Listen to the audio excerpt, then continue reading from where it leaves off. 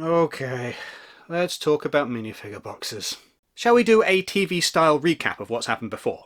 Previously on The LEGO Group. The LEGO Group decided that they were going to swap to more environmentally friendly packaging, which, absolutely, yay, everybody said, great idea. Then the LEGO Group said, so, collectible minifigures are now going to be in little cardboard boxes instead of little plastic packets. And everybody said, that's a bad idea, because everybody's just gonna open the cardboard boxes. And the LEGO Group said, no, it's fine. They're just going to be in these little boxes. And everybody said, no, you misunderstand. In order to tell which is in which of these blind bags, people feel them. They squish them and they squish them to figure out which elements are inside which bags, and they use that to decide on which ones to purchase.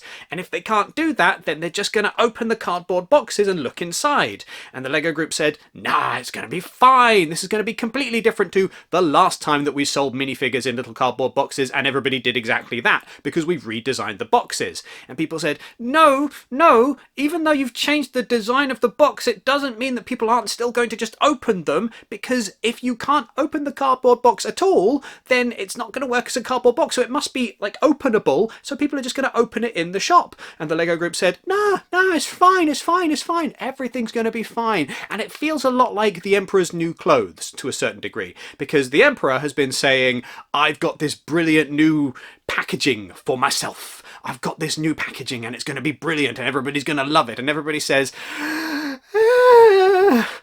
hey, it turns out that it was absolutely a terrible idea. So if you've not been unlucky enough to see this in action, from the day that these new collectible minifigures were released, from the morning of, from like half an hour, 45 minutes after these things had been put on sale, people were already reporting that they were going into shops and finding that someone had already come along and torn open every single box to look inside to figure out which was which minifigure.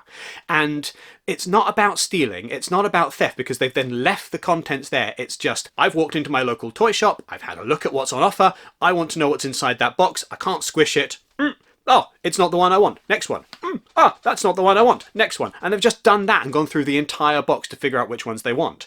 And yeah, everybody could see this coming. This was not a surprise. This is exactly what we knew that LEGO collectors were going to do. And yet, it still seems to have come as a surprise. So, to be clear, wandering into a shop and just opening merchandise and then leaving it on the shelf, that's bad form and you should not be doing that. That's absolutely terrible. At the same time, we knew that this was going to happen. It's, to use another analogy, it's prohibition, right? It's, I've decided to make it against the rules to access this particular thing. And a lot of people say, okay, fine. I'm not going to do that anymore. I'm not going to, drink the mystery liquid, or I'm not going to squish the things because I can't do that anymore. And then some people say, well, it's against the rules now, but I really want to do it anyway, so I'm going to do it anyway. And it just kind of wrecks things for everybody. If you can, you should absolutely get hold of some of these boxes, by the way, and don't open them, keep them sealed, because they are going to be a rare collector's item in a few years' time, because every single one of these are being torn open in shops. The one exception to this is the LEGO store itself, where I think people are going to notice if you just wander in and start opening boxes. Like, they're pretty on it with that kind of thing. Anecdotal evidence from the day that these launched in LEGO stores on the 1st of September was that, for once, you didn't get the huge crowds of LEGO minifigure collectors all kind of chipping in together and squishing the packets and figuring out which is which and, swapping them back and forth and helping each other out, which is like a wonderful community experience when it does happen, because everybody's just doing exactly the same thing. Hey, I've got this one. Hey, I've got this one. And then you swap and everybody's having fun. And that didn't happen this time, because it can't do, because that's not how boxes work. So instead, and again, purely anecdotal, in one particular LEGO store, the LEGO minifigures, the collectible minifigures, were just left to the side, like nobody wanted to touch them. Like, this was a rare instance where they didn't immediately sell out. And that's probably an indication of where the sales are going to be for these minifigures in general, because it turns out if people don't know what they're buying, they're less likely to buy it. It also, and this is a personal bugbear, doesn't mean that the LEGO Group has gotten rid of all of the other plastic bags that are constantly everywhere. Come on, why are we dragging our feet on the paper bags? The paper bags would be so much better than just having these everywhere all the time. Who here is at fault? The obvious, easy choice would be to say that the LEGO consumers are themselves, that we have collectively let ourselves down, that a few bad apples spread apparently just fairly evenly across the entire world have been going around and ruining things for everybody. And that is definitely, certainly part of the issue here. The other side of this, though, is that it highlights just how unpopular it is as a practice to sell children's toys in blind packaging. This is not something that LEGO consumers want. We don't want the toys in boxes where we can't see what it is that we're purchasing. That's not fair to us. It is a predatory practice to sell toys in a way that you do not know which toy you are buying. And yes, this is a fairly common sales strategy around the world for various different toy companies, but when the LEGO Group does it, it's particularly painful because this is a toy where if you don't have the specific minifigure that you're after, then you've just got to keep searching until you find it. And that means that a lot of people are buying multiple copies of each figure by accident because they don't know what they're getting, or they're resorting to higher prices on eBay to find the ones that are particularly rare because apparently they're not all equally available, because why would you do that? It's just not a good system. It's not something that suits the consumer. It is fundamentally anti-consumer. And the LEGO Group has been profiting from this for years without having any kind of backlash or recourse for consumers to complain.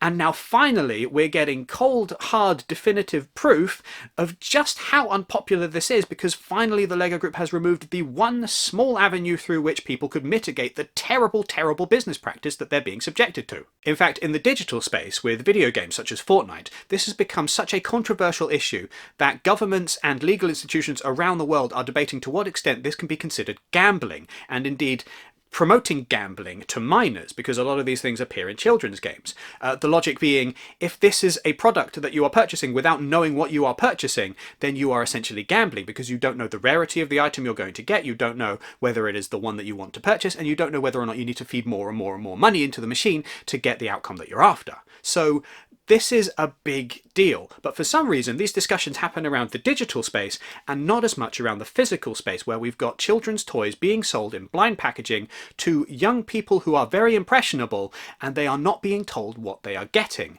And when the LEGO Group does that, it cuts particularly hard because this is a company that, by all accounts, attempts to be generally fairly ethical. Now, there's actually been a solution in the past for collectible minifigures, which would work really, really well, and it's strange that the LEGO Group has decided that it's not something that they want on their packaging as it exists currently. So for the first few series of collectible minifigures, it was possible to feel out which was in which bag, thanks to, just squishing it, but also there were little dots along the bottom seal of the packets, and these dots corresponded with a particular minifigure. And so yes, you could figure out which minifigure it was by feeling the bag, but also you could just feel the dots along the bottom and say, this particular set of dots, that corresponds with this particular minifigure. And that worked quite well as a system. If they put those dots back onto these sets, if they in some way had the packaging marked so that it would communicate which minifigure is in which packet, everybody wins. The collectors who are just after one particular kind of minifigure can go and just have a feel really quickly and know what they're getting.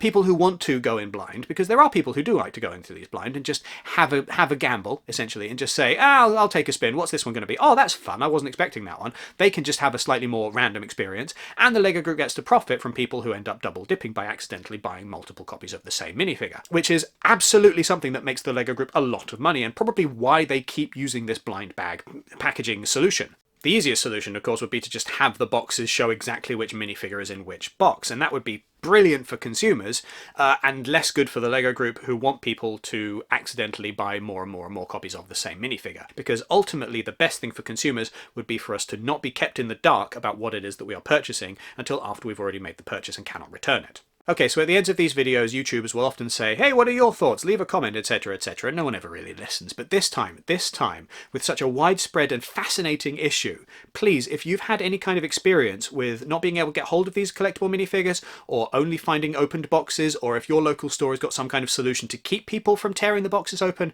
please leave a comment down below, because it is absolutely fascinating to us. Brick Fanatics is collecting as much information about the issue as possible so that we can fully understand how this is playing out on a global global stage. So if you've got any kind of insight or if you've got a personal experience, let us know. Otherwise, yeah, do the rest of the YouTube things, hit the notification bell, and of course subscribe if you've not done so already.